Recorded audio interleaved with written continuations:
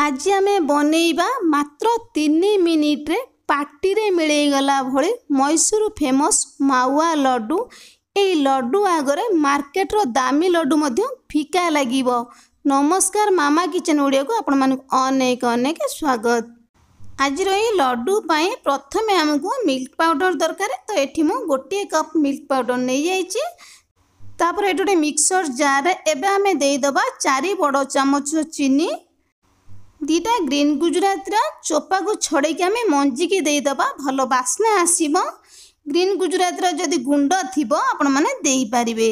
तो याको हमें कौन करबा ना भल भाबरे गुंड करिके नहीं आसीबा। तापर एटोटे पैन मु बसई नहीं आइतली भल भाबरे गरम हे गेलानी। एबे हमें देई दबा मिल्क पाउडर जेतिकी नेले 4 भागरु गोटे भाग दबा हमें क्षीर।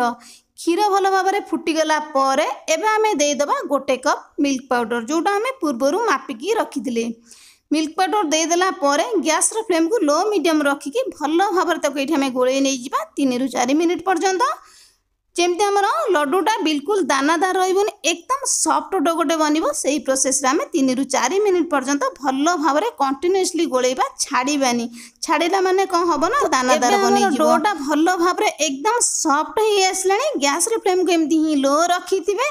तापर एबे हमें कोन करबा ना पूर्वर जो चीनी के हमें गुंड करिकी रखले एठी एबे हमें चीनी गुंड को देई दबा।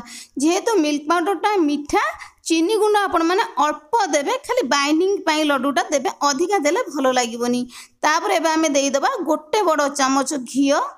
एबे हम कोन करबा ना घियो चीनी सहित भलो भाव रे हम टिके गोळेई नै जिबा।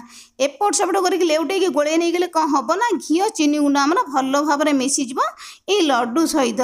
भल भाव में मिसी गला पैन जो मिल्क पाउडर आम लगी ना बिल्कुल लगे आम छाड़ी जीव।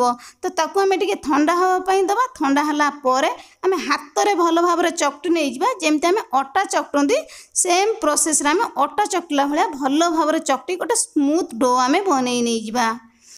तो ये आपण मैंने देखिपार ना डोटा केते स्मूथ होमर बनी एकदम सॉफ्ट अच्छी। एमिति जदि आमे लड्डूटे बनैबा पार्टी रे देउ देउ मध्य मिलै जिवो।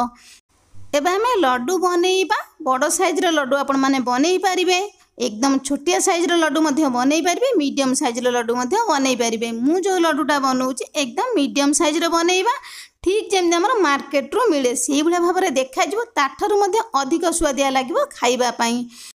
तो एबे हमें कौन करबा ना 2टा हाथ पापुली रे भल भाव में प्रेस करके हमें टिके चापिकी लड्डूटा को बनई नहीं जिबा। बिल्कुल भी फाटिबोनी, एकदम स्मूथ होगी आमर लड्डू गुड़ाक सबू जाक बनइबो। गोटे थर ये लड्डू को बनई सारा पर आपण माने भाबिबे एते सहजरे कम टाइम रे कम परिश्रम रे भी एते स्वादिष्ट लड्डूटी बना जाए बोली। आगो तो दुर्गा पूजा आसूची, विभिन्न प्रकार मीठा आइटम आपण माने घरे बनइबे, किंतु ये लड्डूटी की निहाती भाव में गोटे थर घरे बनईकी खाइबे सतरे स्वाद एमिति जे भूली पारिबेनी। तो सेम प्रोसेस रे मु सब लड्डू को बनई नहीं जाइछि। एबे हम कोन करबा ना अल्प किछि आलमंड को मु काटी नैथिली तापर टिके सजेई दबा।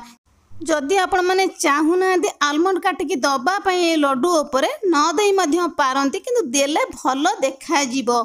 तापर एबे हम कोन करबा ना अल्प चेरी एठी मु काटी नैथिली गोटे गोटे पीस करिकी ता उपरे देई दबा। देखिबा पई मध्य भल देखा जिवो, बिल्कुल जणा पड़िबोनी एटा मार्केट रु किना जाइनी घरे बना जाइछि बोली। अच्छा कहिले देखी ए लड्डू टिकी बनैबा केते सहज। एठी एबे हमर रेडी ही जाइछि पार्टी रे मिलई गला भली मैसूर फेमस मावा लड्डू। ए लड्डू आगरे मार्केट रो दामी लड्डू मध्य फिका लागिबो। तेबे मोर प्रिय दर्शक बंधु वीडियोटी की स्किप न करी फुल वॉच करिवे, फुल प्रोसेस रे बनैबे। आशा करी आज रेसिपीटी समस्त को पसंद आसीबो। जदि पसंद आसीबो चैनल को लाइक शेयर सब्सक्राइब करिया पई जम्मा भी भूलिबेनी। आज पे रहिली, नमस्कार।